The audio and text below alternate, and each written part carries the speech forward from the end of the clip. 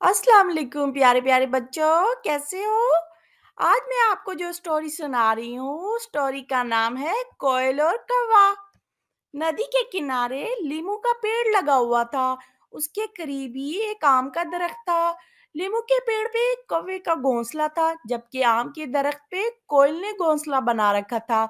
लीमू के पेड़ की शाख पर बैठकर कौवा काय काय करता, जबकि आम की डाली पे बैठकर कोयल कूकू करते हुए गाती। दिलचस्प बात यह है कि दोनों परिंदों का रंग काला था।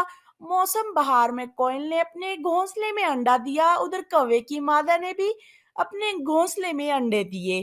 कौवा दिन भर दाना दुनके की तलाश में इधर उधर उड़ता फिरता, जबकि कौवी घोंसले में बैठी अंडों की रखवाली करती। कोयल को ये आसानी मुयस्सर नहीं थी। वो अपने आशियाने में अकेली रहती थी। उसे खाने की तलाश में बाहर भी जाना पड़ता था। इस सूरत में वो अंडे की हिफाजत नहीं कर सकती थी। उसे एक तरकीब सूझी कि क्यों ना अपना अंडा कौवे के घोंसले में रख दिया जाए। कौवे की बीवी तो दिन भर घोंसले में ही बैठी रहती है। वो अपने अंडों के साथ साथ मेरे अंडे की भी हिफाजत करेगी। एक दोपहर जब कौवी अपने घोंसले में ऊँघ रही थी, कोयल चुपके से अपना अंडा उसके घोंसले में रख आई। कौवे की बीवी बेचारी सीधी-सादी थी। कौवा अपनी चालाकी की वजह से बदनाम है, लेकिन इसमें रियाकारी और मकारी नाम को नहीं थी। घोंसले में एक अंडा ज़्यादा हो गया, तो भी इसे पता नहीं चला। वो अंडे सहती रही। कुछ दिनों के बाद इनमें से बच्चे निकल आए। इन्हें देखकर कौवा और इसकी बीवी बहुत खुश हुए। कवि ने कौवे से कहा, काए काए काए, कितने प्यारे बच्चे हैं, काले काले चमकदार। कौवा दिन भर मेहनत में शौकत करके दाने लाता। दोनों मियाँ बीवी अपनी चोंच से सारे बच्चों को खाना खिलाते, इनके साथ खेलते और इन्हें कहानियां सुनाते। कौवे ने बच्चों को चलना सिखाया। एक दिन उसने अपनी मादा से कहा कि चलो अब हम बच्चों को बोलना सिखाएं। लीमू के पेड़ पर कौवे ने अपना स्कूल खोला। स्कूल की घंटी बजी और पढ़ाई शुरू होगी। कौवे ने बच्चों से कहा, बोलो काय काय काय। सब बच्चों ने इसकी आवाज मिलाकर काय काय कहा, लेकिन एक बच्चे के मुंह से कू की आवाज निकली।